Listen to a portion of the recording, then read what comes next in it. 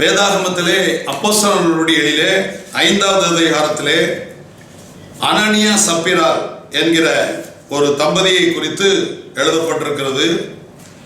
இதை குறித்து அதிகமாய் மேடைகளிலே பிரசங்கிகள் பேசுவதை குறித்து நீங்கள் கேட்டிருப்பீர்கள். இன்றைக்கு அந்த அனனியா சப்பீராளனை குறித்த உண்மையான காரியத்தை நாம் அறிந்து கொள்ளும்படியாய் நாம் வேதத்திலிருந்து தியானிக்கப் போகிறோம். எனவே முதலாவது அந்த பகுதியை திருத்தூதர் பணி, அதாவது அப்போஸ்தலர்கள் 5வது அதிகாரம் 1 முதல் 10 வரைக்கும் உள்ள வசனங்களை நாம் வாசிக்க கேட்போம். அனனியா என்னும் பெயருள்ள ஒருவன் இருந்தான். அவன் தன் மனைவி சப்பீராவுடன் சேர்ந்து தன்னுடைய நிலத்தை விற்றான்.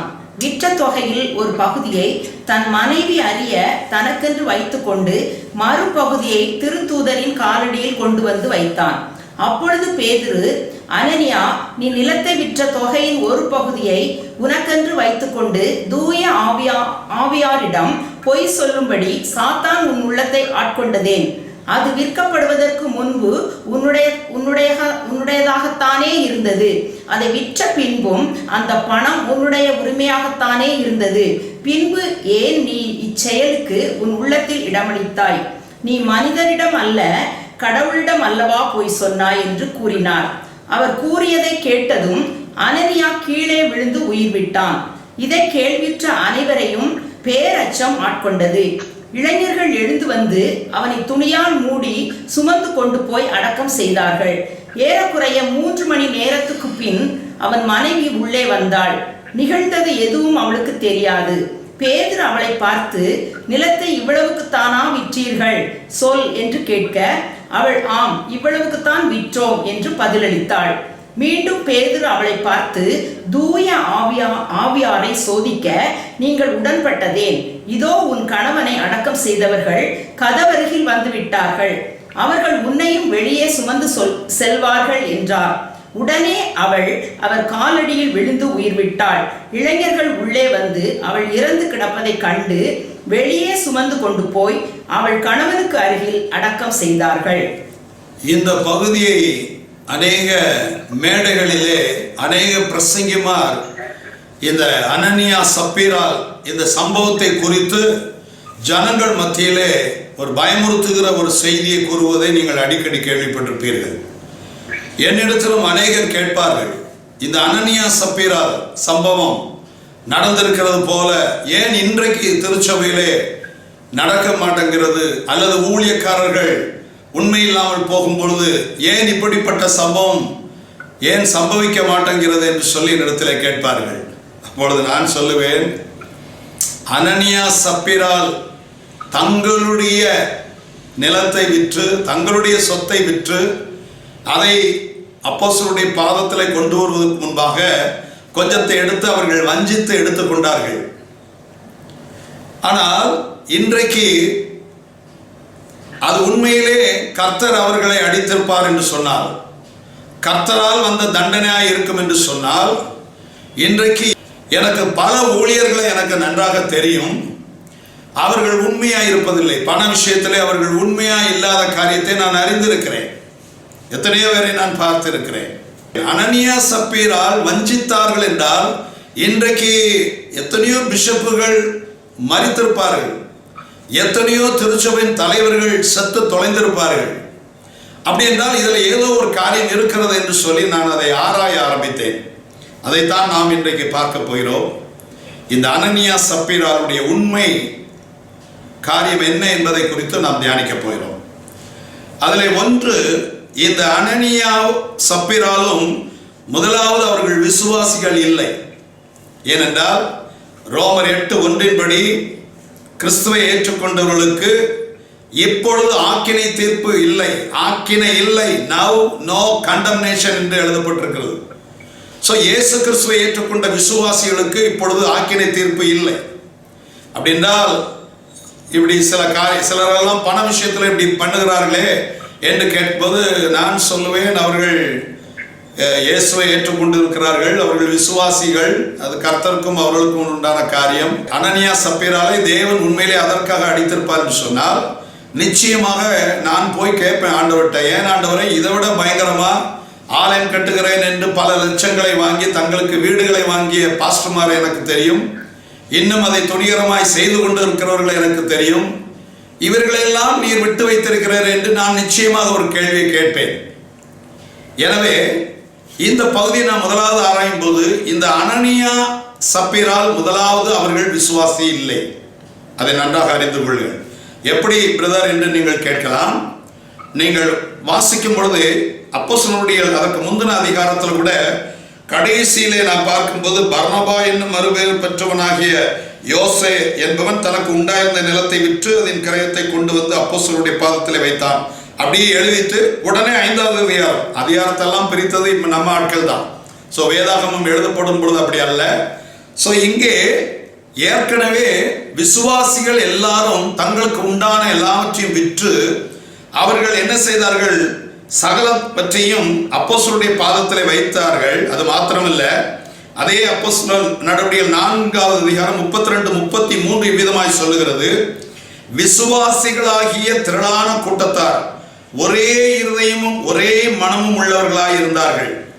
அவோ எல்லாரும் ஒரே மனமும் ஒரே இருதயம் உள்ளவர்களாய் என்று இருந்தார்கள் என்று வேதம் தெளிவாக பதிவு செய்திருக்கிறது. அப்படி என்றால் இவர்கள் மாத்திரம் எப்படி வித்தியாசமாக இருக்க முடியும்? அப்படி என்றால் ஒன்று, அங்கே விசுவாசிகளாகிய திரளான கூட்டத்தார் ஒரே இருதயம் ஒரே மனம் உள்ளவர்கள். அவர்களுக்குள்ளே ஒரு மனம் இருந்தது, ஒரே இருதயம் இருந்தது விசுவாசிகளுக்குள்ளே. அப்ப இந்த அனனியா சப்பீரா விசுவாசிகள் அல்ல. அப்படி என்றால் இவர்கள் அந்த கூட்டத்தோடு இருந்திருப்பார்கள், ஒரே இருதயம் ஒரே மனம் உள்ளவர்களாக இருந்திருப்பார்கள். அது மாத்திரமல்ல, தனக்கு உள்ளவைகளில் ஒருவனாகிலும் தனக்கு உள்ளவைகளில் ஒன்றையும் தன்னுடையது என்று சொல்லவில்லை. சகலமும் அவர்களுக்கு பொதுவாய் இருந்தது. கர்த்தராகிய இயேசுவின் உயிர்த்தெழுதலை குறித்து அப்போஸ்தலர்கள் மிகுந்த பலமாய் சாட்சி கொடுத்தார்கள். அவர்கள் எல்லார் மேலும் பூரண கிருபை உண்டாயிருந்தது. கிருபை என்பது மரணத்தை உண்டு வைக்காது, அது மனுஷனை தூக்கி எடுக்கும். பழைய உடன்படிக்கையின் பிரசங்கங்கள் தான் மரணத்தை பிறப்பிக்கும், ஆனால் கிருபை நம்மை தூக்கும். கிருபையும் சத்தியம் இயேசு கிறிஸ்து என்று நாம் யோவான் 1:17 வாசித்து அறிகிறோம். அது மாத்திரமல்ல, இவர்கள் அவிசுவாசிகள் என்பதற்கு இன்னொரு ஆதாரம் இருக்கிறது. நீங்கள் அப்போஸ்தலருடைய முழுவதுமே நீங்கள் வாசித்து பாருங்கள். இன்றைக்கு யாரெல்லாம் விசுவாசிகளோ அவர்களை குறித்து வேதம் அவர்களுடைய பெயரை போட்டு ஒரு சீஷன் என்று எழுதப்பட்டிருக்கும். எல்லா விசுவாசிகள் ஒரு குறிப்பிட்ட விசுவாசியை குறித்து சொல்லும் பொழுது, அங்கே ஒரு குறிப்பிட்ட நபரை குறித்து சொல்லும் பொழுது அவர் விசுவாசியாக இருப்பார் என்று சொன்னால், அப்போஸ்தலர் நடவடிக்கைகளிலே எப்படி பதிவு செய்யப்பட்டிருக்கிறது என்றால் அவர்களை குறித்து அவர்கள் சீஷன் அல்லது சீஷி என்று எழுதப்பட்டிருக்கும். உதாரணமாக சவுல் என்கிற பவுல், அவர் மனம் திரும்பி வந்து அங்கே தமஸ்குவிலே நேர்த்தருவிலே இருக்கிற அங்கே ஒரு அனனியா என்பவனுடைய வீட்டுக்கு செல்லும்படியாக கர்த்தர் அவனை வழி நடத்துகிறார். அங்கே ஒரு அனனியா இருக்கிறான். அவன் தான் பவுலை அபிஷேகம் பண்ணி அனுப்புகிறான். அவன் தலையிலே கை வைத்த பிற்பாடுதான் பவுலுடைய கண்களில் இருந்த அந்த செதில்கள் கீழே விழுந்து நல்ல கண் பார்வை அடைந்து உடனே ஊழியத்தை செய்யும்படி ஆரம்பித்தார். அந்த அனனியா ஒரு விசுவாசி. எனவே அப்போஸ்தலருடைய 9:10 விதமாய் வாசிக்கிறோம், தமஸ்குவிலே அனனியா என்னும் பெயருள்ள ஒரு சீஷன் இருந்தான். அவனுக்கு கர்த்தர் தரிசனமாகிய அனனியாவே என்றார். அவன் ஆண்டவரே இதோ அடியேன் என்றான் என்று எழுதப்பட்டிருக்கிறது. அப்படி என்றால் அவன் ஒரு விசுவாசி. எனவே அனனியா என்னும் பெயருள்ள ஒரு சீஷன் என்று எழுதப்பட்டிருக்கிறது. அதே 9வது அதிகாரத்திலே 36வது வசனத்திலே, யோப்பா பட்டணத்தில் கிரேக்க பாஷையிலே தொற்காள் என்னும் அர்த்தம் கொள்ளும் தபித்தாள் என்னும் பெயருடைய ஒரு சீஷி இருந்தாள் என்று எழுதப்பட்டிருக்கிறது. அவள் நற்கிரியைகளையும் தர்மங்களையும் மிகுதியாய் செய்து கொண்டு வந்தாள் என்று வேதம் சொல்லுகிறது. அப்ப இந்த தபித்தாளை குறித்து அவள் விசுவாசி என்று காட்டுவதற்காக வேதம் சொல்லுகிறது, அவள் ஒரு பெயருடைய ஒரு சீஷி இருந்தாள் என்று எழுதப்பட்டிருக்கிறது. அதே போல தீமோத்தேயு உங்களுக்கு நன்றாக தெரிந்த நபர். ஸோ அவர் அப்போஸ்தலருடைய 16:1 அங்கே எழுதப்பட்டிருக்கிறது. அதன் பின்பு அவன் தெர்பைபுக்கும் லீஸ்திராவுக்கும் போனான். அங்கே தீமோத்தேயு என்னப்பட்ட ஒரு சீஷன் இருந்தான்.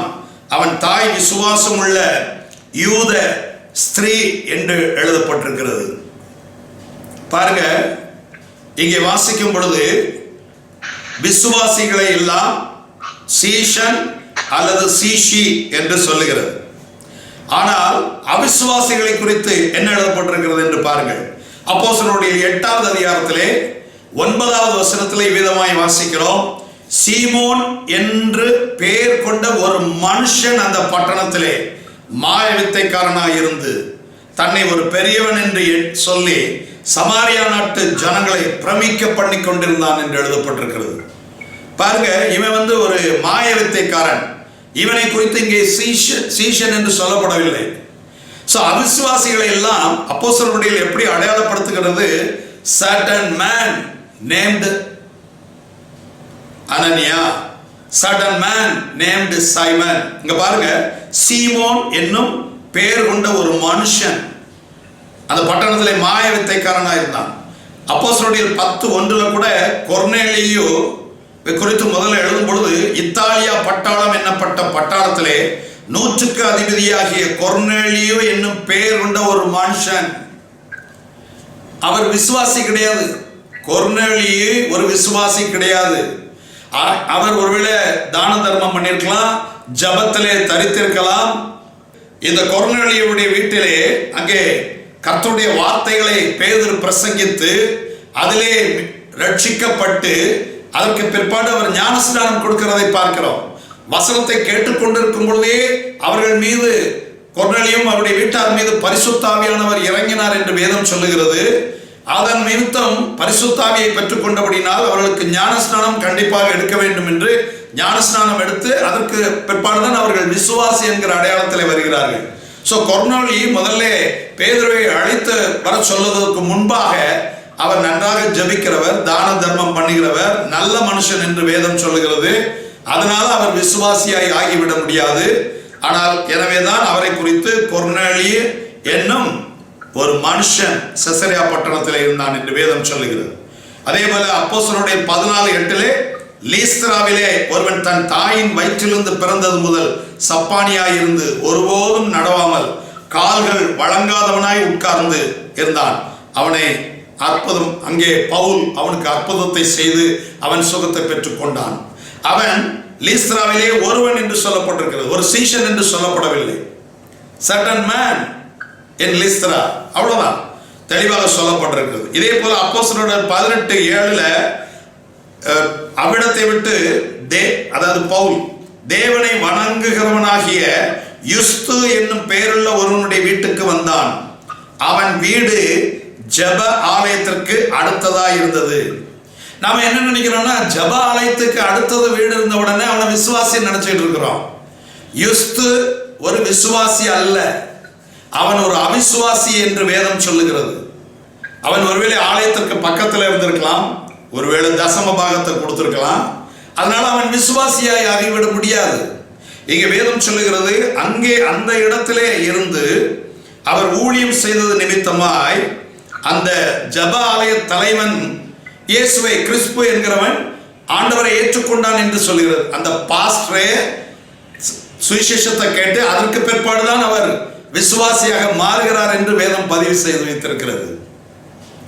நீங்க வாசிக்கும் போது இப்படி வாசிக்கலாம், பொதுவாக நாம இப்படி நினைச்சுக்கிறோம். அப்போ பைபிள்ல ஒரே ஒரு இடத்துல பவுலை ஒருவன் என்று சொல்லப்பட்டிருக்கும். ஏன்னா உங்களுக்கு நீங்க வாசிக்கும் போது அந்த இடம் வரும்போது, இல்லையே ஒருவன் போட்டிருக்க ஒரு இடத்துல அப்படிங்கிற ஒரு கேள்வி வரும். அதை நான் முன்னக்கூட்டியே சொல்லியிருந்தேன். அதாவது அப்போஸ்தலர் நடவடிக்கைகள் 25:14 இந்த பவுலை சிறைபிடித்து அவனை அழைத்து கொண்டு போகிறார்கள். அவனோடு விசாரணை பண்ணி கொண்டிருக்கும் பொழுது அவன் சீசருக்கு அபயமிட்டான் என்று பார்க்கிறோம். அபயமிட்டபடினாலே இவன் சீசருக்கு முன்பாக தான் இனி இவன் நியாயம் விசாரிக்கப்பட வேண்டும் என்று சொல்லி அவனை அழைத்து கொண்டு போகிறார்கள். அப்படி போகும்போது அந்த இடத்திலே அநேக நாள் சஞ்சரித்து கொண்டிருக்கும் போது அங்கே இந்த பெஸ்து என்கிறவர் பவுலுடைய காரியத்தை அகிரிப்பா ராஜாவுக்கு அறிவிக்கிறார். இப்படி ஒரு மனுஷன் இருக்கிறான் என்று சொல்லி. அதாவது 25:14 வாசிக்க கேட்போம். அப்போஸ்தலர் நடவடிக்கைகள் 25:14 வசனத்திலே, அவர்கள் அங்கே அநேக நாள் சஞ்சரித்து இருக்கையில் பெஸ்து பவுலின் சங்கதியை ராஜாவுக்கு விவரித்து, அதாவது முந்தின வசனத்தை பாருங்க, அகிரிப்பா ராஜாவும் பெர்னிக்கேயாலும் பெஸ்துவை கண்டுகொள்ளும்படி செசரியாவுக்கு வந்தார்கள். அவர்கள் அங்கே அநேக நாள் சஞ்சரித்து இருக்கையில் பெஸ்து பவுலின் சங்கதியை ராஜாவுக்கு விவரித்து, அதாவது அகிரிப்பா ராஜாவுக்கு விவரித்து சொல்லுகிறார். என்ன சொல்கிறார் என்றால், ஃபெலிக்ஸ் என்பவர் காவலில் வைத்து போன ஒரு மனுஷன் இங்கே இருக்கிறான் என்று பவுலை அடையாளப்படுத்துகிறார். அதாவது அவர்களுக்கு பவுல் ஒரு அப்போஸ்தலன் என்றோ ஒரு ஊழியக்காரன் என்றோ அவர்களுக்கு தெரியாது. பவுல் ஒரு சீஷன், ஒரு நல்ல அப்போஸ்தலன், ஒரு விசுவாசி, ஒரு ஊழியக்காரர் என்று எல்லாருக்கும் தெரியும். ஆனால் இந்த இடத்துல அது கொட்டேஷன், அதை கோட் பண்ணுகிறார். யார் கோட் பண்றா? பெஸ்து தான் என்ன செய்கிறார்? அகிரிப்பா ராஜாவிடத்தில் சொல்லுகிற ஒரு கொட்டேஷன். அங்க சொல்லும் போதுதான் பேலிக்ஸ் காவலில் வைத்து போன ஒரு மனுஷன் இருக்கிறான் என்று அவர் சொல்லுகிறார். அந்த ஒரு இடத்துல தான் அப்படி ஒருவன் என்று பவுலை குறித்து சொல்லப்பட்டிருக்கும். அதுவும் அந்த ஒரு தெரியாத நபருக்கு ஒரு நபர் இருக்கிறார் என்று அவர் அடையாளப்படுத்துகிறதுக்காக சொல்லுகிறார். அவ்வளவுதான். மற்றபடி நீங்கள் வேதாகமத்திலே பார்த்தால் விசுவாசிகளை எல்லாம் சீஷன் அல்லது சீஷி என்று தான் சொல்லுகிறது. அவிசுவாசிகளை எல்லாம் என்ன சீமோன் என்கிற ஒரு பெயர் கொண்ட ஒரு மனுஷன், கொர்நேலி என்னும் ஒரு பெயர் கொண்ட மனுஷன், ஒரு லீஸ்திராவிலே ஒரு மனுஷன் சப்பானியா இருந்தான், யுஸ்து என்கின்ற பெயர் உள்ள ஒருவன். அது மாத்திரமல்ல, அதே போலதான் இந்த அனனியாவையும் 5வது அதிகாரத்திலே உள்ள இந்த அனனியா என்னும் பெயருள்ள ஒரு மனுஷன் என்று வேதம் சொல்கிறது. அனனியா என்னும் பெயருள்ள ஒருவன் என்று வேதம் சொல்லுகிறது. ஆனால் 9வது அதிகாரத்திலே வந்த அனனியா என்னும் சீஷன் என்னும் பெயருள்ள அனனியா என்னும் பெயருள்ள ஒரு சீஷன் என்று அடையாளப்படுத்துகிறது. எனவே இந்த அனனியா சப்பிரால் இவர்கள் இருவரும் விசுவாசிகள் அல்ல. அடுத்து நாம் பார்க்கிறோம், இந்த பேதுரு அவனை நோக்கி, அனனியாவே, நிலத்தின் கிரயத்தில் ஒரு பங்கை வஞ்சித்து வைத்து பரிசுத்த ஆவியானவரிடத்தில் பொய் சொல்லும்படி சாத்தான் உன் இருதயத்தை நிரப்பினது என்ன? அதாவது ஒருவன் விசுவாசியாக மாறும் பொழுது அவனுக்குள்ளே இருந்த பழைய மனுஷன் மாறி நீக்கப்பட்டு புதிய மனுஷனாய் மாறுகிறான், புதிய மனுஷனாய் சிருஷ்டிக்கப்படுகிறான்.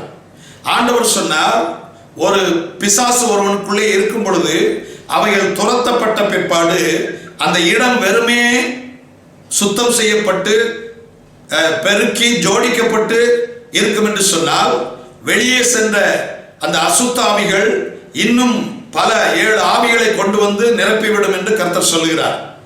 ஆனால் அந்த அசுத்தாவிகள் விலகிய பிற்பாடு நம்முடைய இருதயத்திலே பரிசுத்த ஆவியானவரால் நாம் நிரப்பப்பட்டிருப்போம் என்று சொன்னால், அங்கே சாத்தான் உள்ளே வர முடியாது. ஒளி இருக்கிற இடத்திலே இருள் வர முடியாது. நிறைய செய்திகள் இப்போ நான் கேட்கிறேன், நீ உலகத்திற்கு ஒளியா இருக்க வேண்டும், நீ உலகத்திற்கு உப்பா இருக்க வேண்டும். தொலைக்காட்சியில தற்செயலா இதெல்லாம் காதுல விழுது. பாருங்க, பைபிள் வசனம் கூட மிகப்பெரிய மூத்த சீனியர் பாஸ்டர் கூட தெரியல. நீங்கள் உலகத்திற்கு உப்பா இருக்க வேண்டும் அவர் சொல்றாரு. நீங்கள் உலகத்திற்கு வெளிச்சமாய் இருக்க வேண்டும், அதற்காக இன்று அழுது புலம்பி ஜெபியுங்கள் என்று சொல்லுகிறார். நான் உங்களுக்கு சொல்லுகிறேன், என் வேதாகமம் அப்படி சொல்லவில்லை. நீங்கள் உலகத்திற்கு வெளிச்சமாய் இருக்கிறீர்கள் என்றுதான் என் வேதம் சொல்லுகிறது. நீங்கள் உலகத்திற்கு உப்பாய் இருக்கிறீர்கள் என்றுதான் வேதம் சொல்லுகிறது. நான் சொல்றது அவ்வளவு பெரிய சபையில் இருக்கிற விசுவாசிகளை பார்த்துதான் அவர் சொல்லுகிறார். நான் இப்பொழுது பேசிக் கொண்டிருப்பது விசுவாசிக்கும் அவிசுவாசிக்கும் உள்ள ஒரு வித்தியாசம் இருக்கிறது. இவர்களுடைய இருதயத்தை சாத்தான் நிரப்பினதற்கு காரணம் இவர்கள் விசுவாசிகள் அல்ல என்று பார்க்கிறோம். அது மாத்திரமல்ல, நீங்கள் பரிசுத்த ஆவிக்கு இடத்தில் பொய் ஏன் சொன்னீர்கள் என்று அவர் ஒரு பிரசங்கத்தை பண்ணியிருக்கிறார். இவர்கள் வந்தவுடனே இவர்கள் என்ன செய்திருக்க வேண்டும்? சபைக்குள்ளே வந்தவுடனே நீ பொய் சொல்லிவிட்டாய் என்று சொன்ன உடனே வேதம் சொல்லுகிறது, அவன் கூறிய வார்த்தைகளை கேட்டு என்று எழுதப்பட்டிருக்கிறது. அதாவது அனனியா இந்த வார்த்தைகளை கேட்கவே விழுந்து ஜீவனை விட்டான். இப்பதான் நான் சொல்ற கர்த்தர் என்று சொன்னாரு, நான் அனனியா சப்பேராலை அடிக்கவில்லை. ஒரு இடத்திலே வேதாகமத்திலே அனனியா சப்பேராலை நான் அடித்தவர்கள் செத்தார்கள் என்று எழுதப்படவில்லை. பேதுரு செய்த பிரசங்கம் இவர்களை கொன்றது. இங்க பாருங்க, இந்த வார்த்தைகளை கேட்கவே விழுந்து ஜீவனை விட்டார். அப்ப இவருடைய பிரசங்கம் எப்படி இருந்திருக்கிறது? ஆக்கினை தீர்ப்பை கொடுக்கிற பிரசங்கமா இருந்திருக்கிறது. The ministry of condemnation, அது பழைய ஏற்பாட்டு ஊழியம்.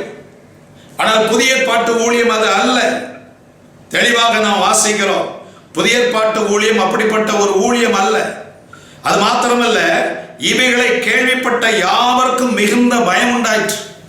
ஒரு பிரசங்கத்தை கேட்டு ஒரு சம்பவம் நடந்து ஜனங்களுக்குள்ளே பயம் உண்டாகிவிட்டு என்று சொன்னால் அது என் தேவன் செய்யவில்லை என்று நான் இன்றைக்கு உங்களுக்கு சொல்லுகிறேன். ஏனென்றால் தேவன் நமக்கு பயமுள்ள ஆவியை கொடாமல் அன்பும் பலமும் தெளிந்த புத்தியும் உள்ள ஆவியை கொடுத்திருக்கிறார் என்று என் வேதாகமும் சொல்லுகிறது. பயம் உண்டாக்குகிற பிரசங்கங்கள் தேவனிடத்திலிருந்து வந்ததில்லை. ஏனென்றால் தேவன் அன்பாகவே இருக்கிறார். அந்த அன்பு பயத்தை புறம்பே தள்ளும் என்று என் வேதம் சொல்லுகிறது. பயம் உண்டாயிற்று. வாலிபர் எழுந்து அவனை சேலையில் சுற்றி வெளியே எடுத்துக் கொண்டு போய் அடக்கம் பண்ணினார்கள். ஏறக்குறைய 3 மணி நேரத்திற்கு பின்பு அவனுடைய மனைவி நடந்ததை அறியாமல் உள்ளே வந்தாள். இது தேவன் அவர்களை அடித்தது அல்ல. இதெல்லாம் the ministry of condemnation, நம்மை குற்றப்படுத்துகிற ஒரு பிரசங்கங்கள். அவனுடைய மனைவி நடந்ததை அறியாமல் உள்ளே வந்தால் பேதுரு அவளை நோக்கி, நிலத்தை இவ்வளவுக்குத்தானா விற்றீர்கள்? எனக்கு சொல் என்றான். அவள் ஆம் இவ்வளவுக்குத்தான் என்றால் பேதுரு அவளை நோக்கி, கர்த்தருடைய ஆவியை சோதிக்கிறதுக்கு நீங்கள் ஒருமனப்பட்டதென்ன? இதோ உன் புருஷனை அடக்கம் பண்ணினவருடைய கால்கள் வாசற்படியிலே வந்திருக்கிறது. பாருங்க, புருஷன் செத்துட்டாங்கிற வார்த்தையை கேட்ட உடனே இந்த அம்மாவும் என்ன செய்தாங்க? உடனே அவனுடைய பாதத்திலே விழுந்து ஜீவனை விட்டாள். இங்க எங்கேயுமே தேவன் இவர்களை அடித்தார் என்றோ தேவன் இவர்களை அழித்தார் என்றோ சொல்லப்படவில்லை. அந்த வார்த்தையை கேட்டு இவர்கள் மரித்து போனார்கள். பாருங்க, காந்திஜி, நம்முடைய தேசப்பிதா காந்தி, மகாத்மா காந்தி அவர்கள் மரித்தவுடனே அந்த நாட்களிலே சுமார் 40 பேருக்கு மேல இதயத்தில் அதிர்ச்சி, அந்த செய்தியை கேட்டு அதிர்ச்சியிலே மரித்தவர்கள் உண்டு. அறிஞர் அண்ணாதுரை அவர்கள் மரித்தவுடனே தமிழகம் எங்கும் அநேகர் அதை கேள்விப்பட்டு மரித்தவர்கள் உண்டு.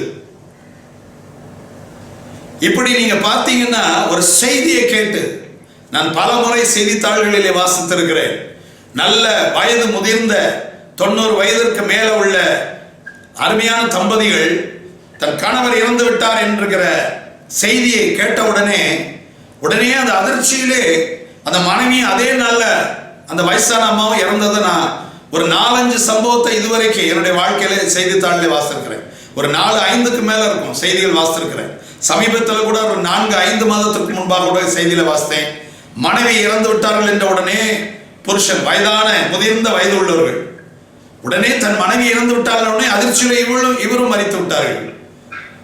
செய்தித்தாளில் எப்படி போட்டிருந்தது? இணைபெரியாத தம்பதி, மரணத்திலும் அவர்கள் இணைபெரியவில்லை என்று சொல்லி தலைப்பு போட்டிருக்கதை நான் வாசித்திருக்கிறேன். இது எப்படி நடந்தது? ஒரு செய்தியை ஒருவரை மரணத்துக்குள்ளாக மாற்ற முடியும் என் வேதாகமும் சொல்லுகிறது. இங்கே அதை கேள்விப்பட்டு இவருடைய பிரசங்கம் அவர்களை என்ன செய்தது? அவர்களை மரித்து போகும்படியாக செய்தது என்று பார்க்கிறோம். அது மாத்திரமல்ல, இதே இடத்துல நாம் வாசிக்கிறோம், அவள் மரித்து போனதை கண்டு என்று வேதம் சொல்லுகிறது. நான் அடிக்கடி சொல்லுகிற ஒரு வார்த்தை, எப்பொழுதுமே ஆண்டவருடைய பிள்ளைகள் விசுவாசிகளுக்கு சொல்லும் பொழுது மரணம் என்று அங்கே ஆண்டவருடைய அகராதியிலே இருக்காது. தேவன் இயேசு யவீர் வீட்டுக்கு போய் மரித்த அவளை உயிரோடு எழுப்புவதற்கு முன்பாக யவீரின் மகளை குறித்து சொல்லும்போது அவள் நித்திரையாயிருக்கிறாள் என்று சொல்லுகிறார். லாசருடைய கல்லறைக்கு முன்பாக வருவதற்கு முன்பாக லாசரு நித்திரையாய் இருக்கிறான், அவனை போய் நான் எழுப்ப போகிறேன் என்று இயேசு சீஷரிடத்திலே சொல்லுகிறார். அப்போ மரணம் என்கிற வார்த்தை எங்கு பயன்படுத்தப்பட்டிருக்கிறது என்றால், தேவனுடைய பிரசனத்தை விட்டு விலகி இருக்கிற அவிசுவாசிகளுக்கு தான் மரணம் என்கிற வார்த்தை சொல்லப்பட்டிருக்கிறது. தெசலோனிக்கேயர்ல கூட சொல்லப்பட்டிருக்கிறது. விசுவாசிகளை குறித்து சொல்லும்போது, நித்திரை அடைந்தவர்களை குறித்து நிமித்தம் நீங்கள் துக்கிக்க வேண்டிய அவசியம் இல்லை என்று சொல்லுகிறார். நித்திரை என்றுதான் வேதம் சொல்லுகிறது. கம்யூனியனை கூட அதை புரிந்து நீங்கள் எடுக்கலன்னா நீங்க விசுவாசி. அதனால இதை புரிந்து எடுக்காதது நிமித்தம் அநேகர் மரித்தும் போனார் இவர்கள் என்று போடல, நித்திரை அடைந்தார்கள் என்று போட்டிருக்கு. பாருங்க, இந்த நித்திரை என்கிற வார்த்தை தேவனோடு வாழ்கிறவர்களுக்கு தான் கொடுக்கப்பட்டிருக்கிறது. ஆனால் அவிசுவாசிகளுக்கு மரணம் என்கிற வார்த்தை, தேவனை பிரிந்து போகிறவர்களுக்கு மரணம் என்கிற வார்த்தை பயன்படுத்தப்பட்டிருக்கிறது. இளையகுமாரன் அப்பா விட்டு தூரமா போயிட்டான். மீண்டும் வந்த உடனே தகப்பனார் சொல்றார் மூத்த குமாரன்ட்ட, இவன் இளையகுமாரன் மரித்தான் மீண்டும் உயிர்த்தான். அப்படின்னா அப்பா வீட்டை விட்டு பிரிஞ்சு போயிட்டான், எங்கேயோ தூரம் போயிட்டான், இப்போ வந்துட்டான். அதனாலதான் ஆண்டவர் முதல்ல சொல்லும்போது அந்த கனியை புசிக்காதுன்னு சொல்லும்போது ஆதாம் ஏவாள்கிட்ட, இதை புசிக்கிற நாளிலே நீங்கள் நித்திரை அடைவீர்கள் என்று அவர் சொல்லவில்லை, இதை புசிக்கிற நாளிலே நீங்கள் சாவீர்கள் என்று சொன்னார். மரணம் உங்களுக்கு வரும் என்று சொன்னார். அப்படி என்றால் தேவ பிரசன்னத்தை விட்டு நீங்கள் விலகி போகுவீர்கள் என்று அவர் சொல்லுகிறார். சோ இந்த அனனியா ஒரு விசுவாசி அல்ல, சப்பீராலும் ஒரு விசுவாசி அல்ல என்பதை நாம் அறிந்து கொண்டோம். இரண்டாவதாக, தேவன் எப்படி செய்வாரா? வேதம் என்ன சொல்லுகிறது? ஆண்டவராகிய இயேசு சொல்லும்போது சொல்லுகிறார், யோவான் 10வது அதிகாரம் 10வது வசனம் எல்லாருக்கும் தெரிந்த வசனம், திருடன் திருடவும் கொல்லவும் அழிக்கவும் வருகிறானே அன்றி வேறு ஒன்றுக்கு வரான், நானோ அவைகளுக்கு ஜீவன் உண்டாயிருக்கவும் அது பரிபூர்ணப்படவும் வந்தேன் என்று சொன்னார். அதனாலதான் லூக்கா 9வது அதிகாரத்திலே ஒரு சம்பவம் நமக்கு நன்றாக தெரிந்த ஒரு சம்பவம். ஆண்டவராகிய இயேசு தன்னுடைய சிலுவைக்கு போவதற்கு முன்பாக எருசலேமுக்கு நேராக போய் கொண்டிருக்கிறார் பிரயாணப்பட்டு. அப்படி போகும்போது சமாரியா வழியாக செல்லுகிறார். இப்பொழுது சமாரியாக்குள்ளே வரும் பொழுது ஜனங்கள் அதற்கு எதிர்ப்பு தெரிவிக்கிறார்கள். ஏற்கனவே யோவான் 4வது அதிகாரத்திலே இயேசு அதே சமாரியாவிலே வந்து அந்த தண்ணீர் கிணற்றண்டையில் இருந்த சமாரிய ஸ்திரீயை அவருக்கு ரட்சிப்புக்குள்ளே நடத்தி இருக்கிறார். தேவனுடைய ராஜ்யம் என்னை நீ விசுவாசித்தால் ஜீவ தண்ணீர் உன்னிலிருந்து புறப்படும் என்று அவர் சொல்லியிருக்கிறார். எனவே நீ நாள் முழுவதும் நித்திய ஜீவனை பெற்றுக்கொள்ள முடியும் என்று சொல்லியிருக்கிறார். ஆனால் இப்பொழுது அவர் சிலுவை பாடுகளுக்கு நேராக கடந்து செல்வதற்காக சமாரியா வழியே செல்கிறபடினால் அவர்கள் அதற்கு ரொம்ப எதிர்ப்பு வந்தது சமாரியாவிலே. அப்பொழுது யாக்கோபும் யோவானும் என்ன சொல்லுகிறார்கள்? லூக்கா 9வது அதிகாரம் 53, 54, 55, 56 சொல்லுகிறது, அவர் எருசலேமுக்கு போக நோக்கமாயிருந்தபடியினால் அவ்வூரார் அவரை ஏற்றுக்கொள்ளவில்லை.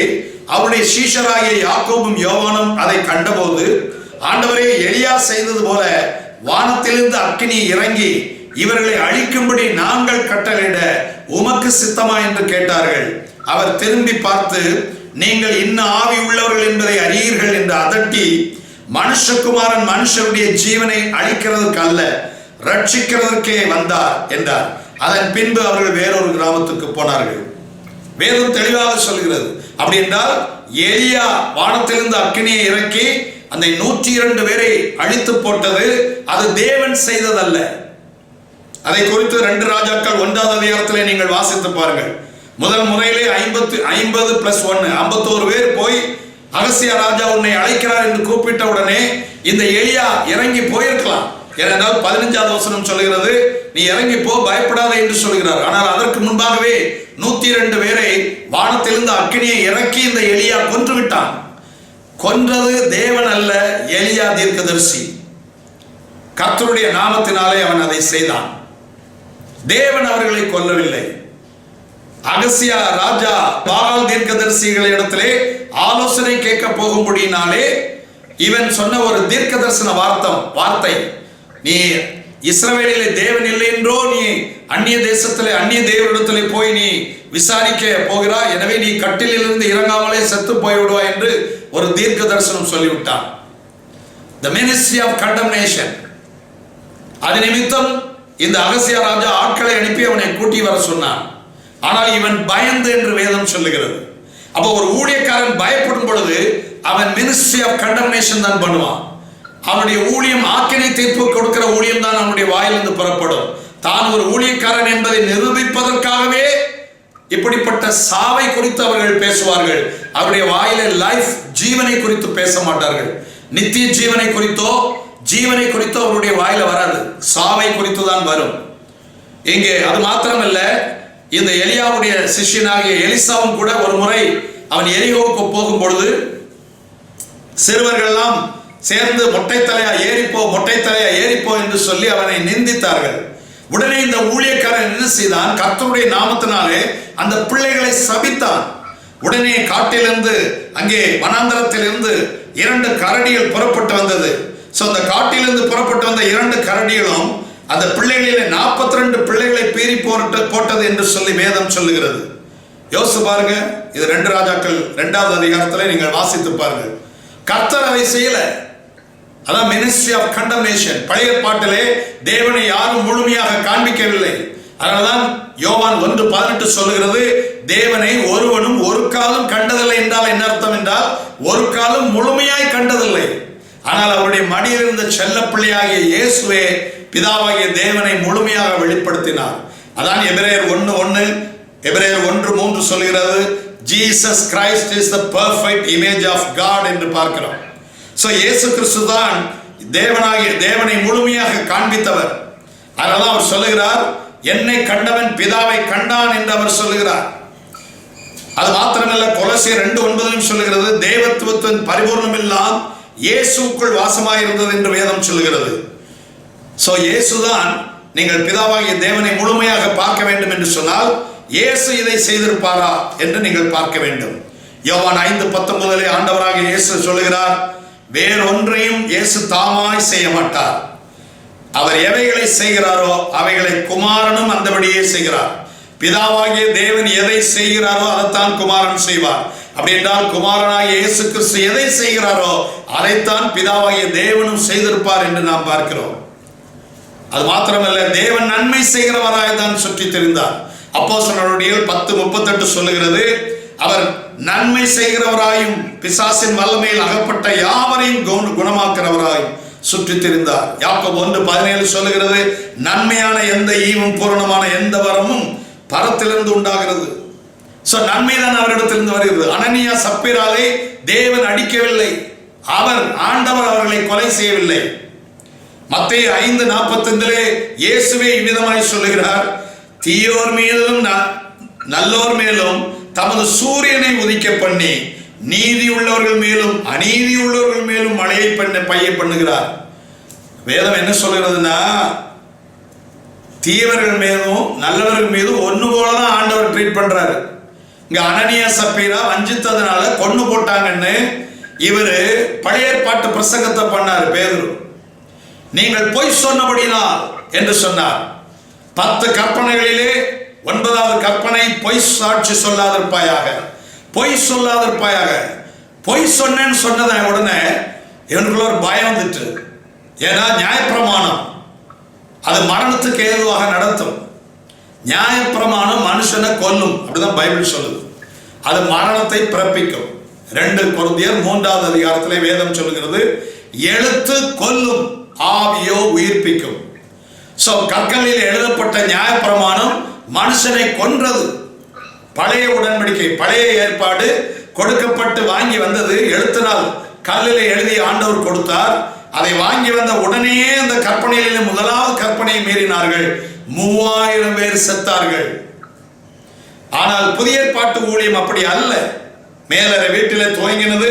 இதே பேதுரு பிரசங்கத்தில் முதல் பிரசங்கத்திலே 3000 பேர் உயிர்ப்பிக்கப்பட்டார்கள் என்று வேதம் சொல்லுகிறது. சோ பழைய ஏற்பாட்டு ஊழியம் ஆக்கினை தீர்ப்பை கொடுக்கிற ஊழியம், இது நீதியை கொடுக்கிற ஊழியம் என்று 2 கொரிந்தியர் 3:6-11 வரைக்கும் நீங்கள் வாசித்து பாருங்கள். அப்படின்றால் இப்படிப்பட்ட மேடைகளிலே ஊழியம் செய்கிறவர்கள் எனக்கு தெரியும் எத்தனையோ மிக பிரபலமான ஊழியர்களே இடத்துல போய் சொல்லியிருக்கிறாங்க. ஊழியக்காரங்க பொய் அதிகமா சொல்லியிருக்கிறத நான் காதால கேட்டிருக்கிறேன், எக்கச்சக்க பேர். அப்ப அனனியா சப்பீரால் பொய் சொன்னாங்க சத்தா இல்ல, பேதருடைய பிரசங்கம் அவர்களை கொன்றது. அது ஏன் அப்படிங்கிறத நான் உங்களுக்கு சொல்றேன் பின்னாடி. ஆண்டவர் துரோகிகள் கூட நன்மை செய்கிறவராம். லூக்கா 6:35 சொல்லுகிறது, அவர் நன்றி அறியாதவர்களுக்கும் துரோகிகளுக்கும் நன்மை செய்கிறாரே. பழைய ஏற்பாட்டிலே சொல்லப்பட்டிருக்குங்க. புதிய உடன்படிக்கைக்கு பிற்பாடு, அதாவது எரேமியா 31 தான் புதிய உடன்படிக்கை பற்றி தீர்க்க தரிசனம் சொல்லப்பட்டிருக்கிறது. எரேமியா 31வது அதிகாரம். சோ புதிய உடன்படிக்கைக்கு பிறகு 32வது அதிகாரத்துல ஆண்டவரே சொல்லுகிறார், 40-41 வசனம், அவர்களுக்கு நன்மை செய்யும்படி நான் அவர்களை விட்டு பின்வாங்குவதில்லை என்கிற நித்திய உடன்படிக்கை அவர்களோடு பண்ணி. சோ இந்த நித்திய உடன்படிக்கை, சிலுவையிலே செய்யப்பட்ட நித்திய உடன்படிக்கை என்னன்னா, அவர்களுக்கு நான் நன்மையை தவிர வேற எதுவுமே செய்ய மாட்டேன், நன்மை செய்யும்படி நான் அவர்களை விட்டு பின்வாங்குவதில்லை என்கிற ஒரு நித்திய உடன்படிக்கையை செய்திருக்கிறேன். அப்ப வார்த்தைகளை கேட்டுதான் இவர்கள் மரித்தார்கள். ஜீவனை விட்டார்கள் என்று வேதம் சொல்லுகிறது. இந்த அப்போஸ்தலர்கள் 5:13 மற்றவர்களில் ஒருவரும் அவர்களுடைய சேர துணியவில்லை, ஆகிலும் ஜனங்கள் அவர்களை மேன்மைப்படுத்தினார்கள் போட்டிருக்கல. அதாவது மற்றவங்கள்னா அவிசுவாசிகளில் ஒருவரும் விசுவாசிகளோடு சேரவில்லை, அதான் உண்மையான அர்த்தம். அதனாலதான் 5வது அதிகாரம் 17-18 பாருங்க.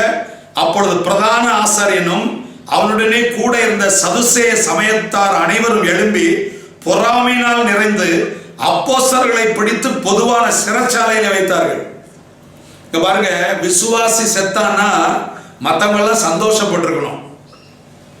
பரிசேயர்கள், சதுசேயர்கள், அன்றைக்கு இருந்த பிரதான ஆசாரியன், இந்த சமயத்தார் அனைவரும் பொறாமைப்பட்டார்கள். ஏன்? அவிசுவாசி செத்து போனான். விசுவாசி செத்து இருந்தா சந்தோஷப்பட்டிருப்பாங்க, இன்னும் நிறைய விசுவாசி சாகட்டும் அப்படின்னு சந்தோஷப்பட்டிருப்பாங்க.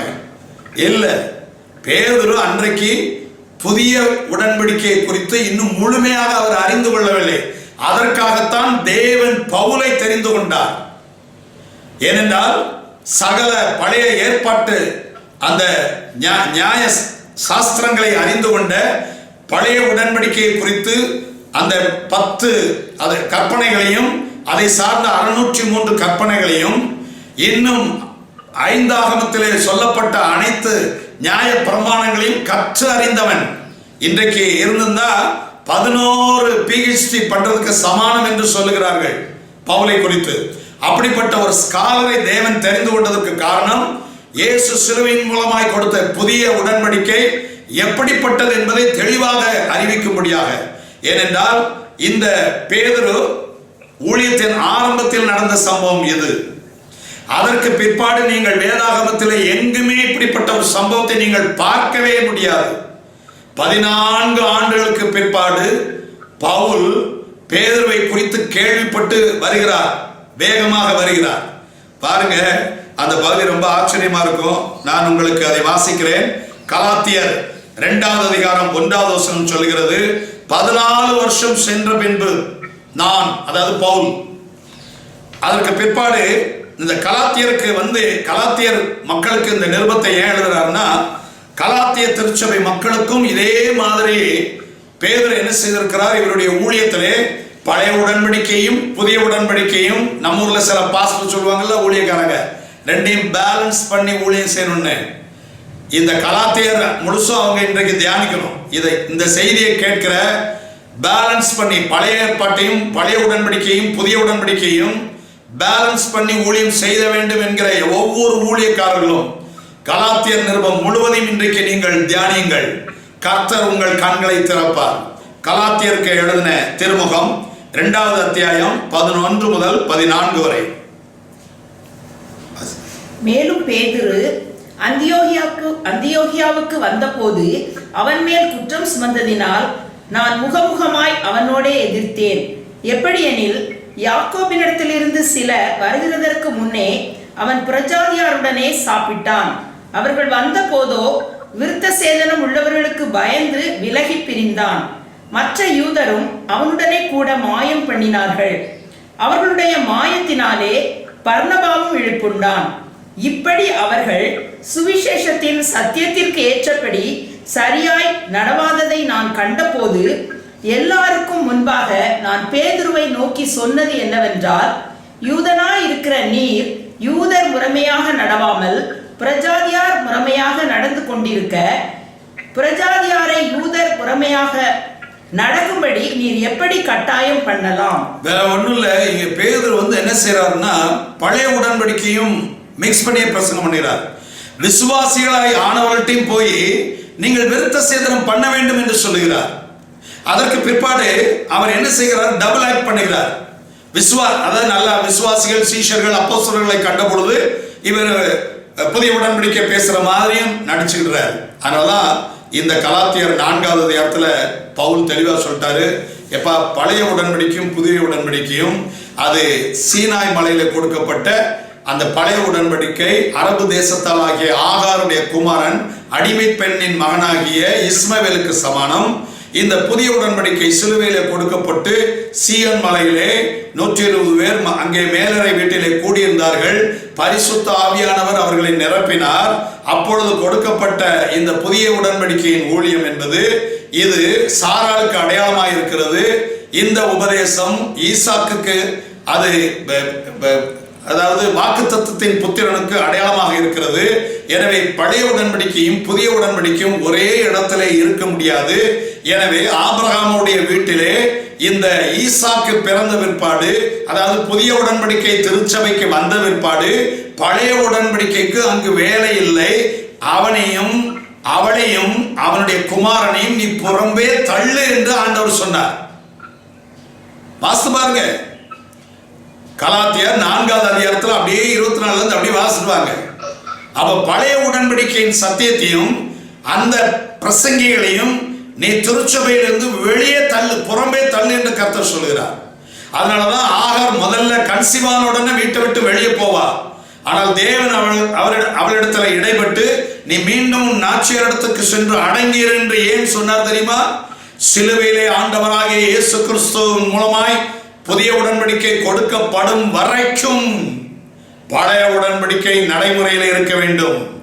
விசுவாச வீட்டிலே ஆபிரகாமுடைய இல்லத்திலே ஈசாக்கு என்கிற புதிய உடன்படிக்கை பிறக்கும் வரைக்கும் இஸ்மவேல் என்கிற பழைய உடன்படிக்கை அங்குதான் இருக்க வேண்டும். ஆனால் ஈசாக்கு பிறந்த பிற்பாடு இனி பழைய உடன்படிக்கைக்கு அங்கு வேலை இல்லை. அந்த ஆகாரையும் அவள் பிள்ளையையும், அதாவது பழைய உடன்படிக்கையின் ஊழியத்தையும் அந்த சத்தியத்தையும் அந்த பிரசங்கங்களையும் நீ புறம்பே தள்ளு என்று கர்த்தர் சொல்லுகிறார். கலாத்தியரை கண்டிப்பா எல்லா ஊழியக்காரங்களும் வாசிக்கணும். நியாயப்பிரமாணம் கண்டிப்பாய் போதிக்கப்பட வேண்டும் என்று பேதுரு சொல்லும் போது இவர் பவுல் முகமுகமாய் எதிர்த்தார். நீ பாருங்க, அவனுடைய மாயம் பண்ணினார்கள். மற்ற யூதரும் அவனுடனே கூட மாயம் பண்ணினார்கள். பேதுரோடு கூட அவர்கள் சுவிசேஷத்தின் சத்தியத்திற்கு ஏற்றபடி சரியாய் நடவாததை பவுல் கண்டபொழுது எல்லாருக்கும் முன்பாக பேதுருவை நோக்கி கடிந்து கொண்டான். நீர் என்ன புறஜாதியார் புறமையாக நடந்து கொண்டிருக்கிறீர் என்று அவன் சொல்லுகிறான். கலாத்தியர் 2:16, அதே 2:16 வாசிக்கிறோம். நியாய பிரமாணத்தின் கிரியைகளினாலே எந்த மனுஷனும் நீதிமானாக்கப்படுவதில்லையே என்று அவர் பதிவு செய்திருக்கிறார். இல்ல அப்படி முடியும் அப்படின்னா 21வது வசனம் சொல்லுகிறது, நாம் தேவனுடைய கிருபையை விருதாவாக்குகிறதில்லை. நீதியானது நியாய பிரமாணத்தினாலே வருமானால் கிறிஸ்து மரித்தது வீணா இருக்குமே. ஏனென்றால் இந்த சத்தியத்தை கேட்கும்போது அநேகர் சொல்லுவார்கள், இப்படி நீங்க சொல்றதை பார்த்தா அப்ப இப்படி பிரசங்கத்தெல்லாம் அப்போ கடிந்து கொண்டு பிரசங்கத்தெல்லாம் பண்ணக்கூடாதா அப்படின்னு கேட்பாங்க. இல்லை, அப்படி பண்ணினார்கள் என்று சொன்னால் கிறிஸ்து மரித்தது வீணா இருக்குமே என்று வேதம் சொல்லுகிறது. 2 பேதுரு 3:15-16 பேதுரு இவ்விதமாய் எழுதுகிறார், ஆரம்ப கால ஊழியத்திலே நான் தெரியாமல் அறியாமல் செய்து விட்டேன். அதை குறித்து அவர் பதிவு செய்திருக்கிறார். மேலும் நம்முடைய கர்த்தரின் நீடிய பொறுமையை ரட்சிப்பு என்று எண்ணுங்கள். அவர் தேவன் நீடிய பொறுமை உள்ளவர். அனனியா சப்பீரா விஷயத்திலே இந்த பேதுரு ஏன் அவசரப்பட்டார்? அறியாமை என் ஜனங்கள் அறியாமையினால் சங்காரமாகிறார்கள். மேலும் நம்முடைய கர்த்தரின் நீடிய பொறுமையை ரட்சிப்பு என்று எண்ணுங்கள். நமக்கு பிரியமான சகோதரனாகிய பவுலும் தனக்கு அருளப்பட்ட ஞானத்தினாலே இப்படியே உங்களுக்கு எழுதியிருக்கிறான். எல்லா நிருபங்களிலும் இவைகளை குறித்து பேசி இருக்கிறான். அது மாத்திரமல்ல, அவன் சொன்னவைகளில் சில காரியங்கள் அறிகிறதற்கு அரிதாய் இருக்கிறது. கல்லாதவர்களும் உறுதியில்லாதவர்களும் மற்ற வேத வாக்கியங்களை புரட்டுகிறது போல தங்களுக்கு கேடு வரத்தக்கதாக இவைகளையும் புரட்டுகிறார்கள். பாருங்க எவ்வளவு அருமையாக சொல்லுகிறார். தேவன் இதை செய்யவில்லை. தேவனுடைய அன்பு, தேவனுடைய இரக்கம், அதை அவர் வெளிப்படுத்தவில்லை. ரோமர் 5:5 சொல்லுகிறது, மேலும் நமக்கு அருளப்பட்ட பரிசுத்த ஆவியினாலே தேவ அன்பு நம்முடைய இருதயங்களில் ஊற்றப்பட்டிருக்கிறபடினால் அந்த நம்பிக்கை நம்மை வெட்கப்படுத்தாது. அப்ப பரிசுத்த ஆவி யார்? பரிசுத்த ஆவியினாலே தேவ அன்பு நம்மளே ஊற்றப்பட்டிருக்கிறது. அப்ப பேதுரு 5வது அதிகாரத்தில் பிரசங்கம் பண்ணும்போது இந்த சத்தியம் அவருக்கு தெரியல. ஆண்டவர் சொல்ற, அதனாலதான் ரோமர் எழுதுபவர் சொல்ல, எப்பா பரிசுத்த ஆவியினாலே தேவனுடைய அன்பு நமக்கு அருளப்பட்டிருக்கிறது. இந்த அன்பு பயத்தை புறம்பே தள்ளும். அது மாத்திரமல்ல, அந்த நம்பிக்கை நம்மை வெட்கப்படுத்தாது. அப்ப விசுவாசிகளாகிய அனனியா சப்பீரால் அன்றைக்கு மரித்திருந்தால், அன்றைக்கு திருச்சபையிலே 1ஆம் நூற்றாண்டிலே ஒரு பேச்சு வந்திருக்கும். என்ன பேச்சு? விசுவாசிகள் செத்து போனாங்க, ஏன் அந்த ஊழியக்காரர் செத்து போனாரு, ஏன் இது நடந்தது, இப்படி ஒரு பேச்சு வந்திருக்கும். வெட்கப்படுத்தாது. தேவன் தெளிவாக சொல்லுகிறார், தேவன் அதை செய்யவில்லை. நான் அதைத்தான் சொல்லுகிறேன். இந்த பேதுரு பழைய உடன்படிக்கையின் பிரசங்கத்தை பண்ணி இருக்கிறார். ரோமர் 8:1 சொல்லுகிறார், கிறிஸ்து இயேசுவுக்கு உட்பட்டவர்களாய் இருந்து மாம்சத்தின்படி நடவாமல் ஆவியின்படி நடக்கிறவர்களுக்கு ஆக்கினை தீர்ப்பு இல்லை. அப்ப கிறிஸ்து இயேசுவுக்கு உட்பட்டவர்களாய் இருந்தால் அவர்கள் மாம்சத்தின்படி நடந்திருக்க மாட்டார்கள், அனனியா சப்பீரால். ஆனால் அவர்கள் மாம்சத்தின்படி நடந்தார்கள். எனவே அவர்கள் அவிசுவாசி. அப்படி என்றால் மாம்சத்தின்படி நீங்கள் நடக்கவில்லை என்று சொன்னால் உங்களுக்கு ஆக்கினை தீர்ப்பு இல்லை என்று வேதம் சொல்லுகிறது. தேவனுடைய ஆவி உங்களில் வாசமாயிருந்தால் நீங்கள் மாம்சத்துக்கு உட்பட்டவர்களாயிராமல் ஆவிக்கு உட்பட்டவர்களாய் இருப்பீர்கள். கிறிஸ்துவின் ஆவி இல்லாதவன் அவருடைய அல்ல. ரோமர் 8:9. அப்ப பாருங்க, இது தேவன் அல்ல. இந்த பழைய உடன்படிக்கையின் பிரசங்கம் இவர்களை கொன்று போட்டது என்று பார்க்கிறோம். அதனாலதான் 2 கொரிந்தியர் 3:6-11 வரைக்கும் இன்றைக்கு வீட்டில் வாசித்து பாருங்க. எழுத்து கொல்லுகிறது, ஆவியோ உயிர்ப்பிக்கிறது. யோவான் 1:17 பழைய உடன்படிக்கை, பழைய ஊழியம், பழைய நியாயப்பிரமாணத்தின் ஊழியம் அது மோசே மூலமாய் தான் கொடுக்கப்பட்டது. ஆனால் புதிய உடன்படிக்கையின் ஊழியம் இயேசு கிறிஸ்துவின் மூலமாய் உண்டாயின. அப்ப கிருபை எங்க இருக்கு? சத்தியம்னா எதுனா கிருபையும் சத்தியமும் இயேசு கிறிஸ்துவின் மூலமாய் உண்டாயின. இயேசு கிறிஸ்து சிலுவையிலே என்ன செய்தார் என்பதை பிரசங்கிப்பதுதான் சத்தியம். சத்தியம் வந்து கிருபை. கிருபையும் சத்தியமும் இணைந்துதான் வருகிறது. நியாயப்பிரமாணம் மோசே மூலமாய் கொடுக்கப்பட்டது. கிருபையும் சத்தியம் இயேசு கிறிஸ்துவின் மூலமாய் உண்டாயின. அப்ப நான் சத்தியத்தை பிரசங்கிக்கிறேன்னு சொல்லிட்டு நியாயப்பிரமாணத்தை பிரசங்கித்தால் கான்ட்ராஸ்ட், தவறான ஒரு காரியம். இல்ல ரெண்டையும் பேலன்ஸ் பண்ணணும்னா அதான் அனனியா சப்பீரால் 2 பேரும் இணைந்து வந்து மரித்து போனதற்கு காரணம். திருச்சபையில இன்னொரு வெளிச்சத்தை நான் சொல்கிறேன். ஹனனியா என்று சொன்னால் கிரேஸ் ஆஃப் காட். யா என்றால் யெகோவா, யாவே. ஹேனா என்று சொன்னால் கிரேஸ். ஹனனியா என்றால் கிரேஸ் ஆஃப் காட். சஃபைரா என்று சொன்னால் இட்ஸ் a precious stone. உங்களுக்கு தெரியும் சஃபைரா ஸ்டோன். வாஸ்து பாருங்க, யாத்ராகம் 24:10 இஸ்ரவேலின் தேவனை தரிசித்தார்கள். தேவனுடைய பாதத்தின் கீழே நீல கல் இழைத்த வேலைக்கு ஒப்பாகவும் தெளிந்த வானத்தின் பிரபைக்கு ஒப்பாகவும் இருந்தது. ஆங்கில வேதாகமத்திலே exodus 24:10 and they saw the God of Israel and there was under his feet as it were a powed work of sapphire stone and it was like the very heavens in its clarity. ஹீப்ரூல வந்து Hananiah என்றால் grace of God. இங்கே நியாயப்பிரமாணம் 10 கற்பனைகள் கொடுக்கப்பட்டது எந்த கல்லுல தெரியுமா? Sapphire ஸ்டோன்ல.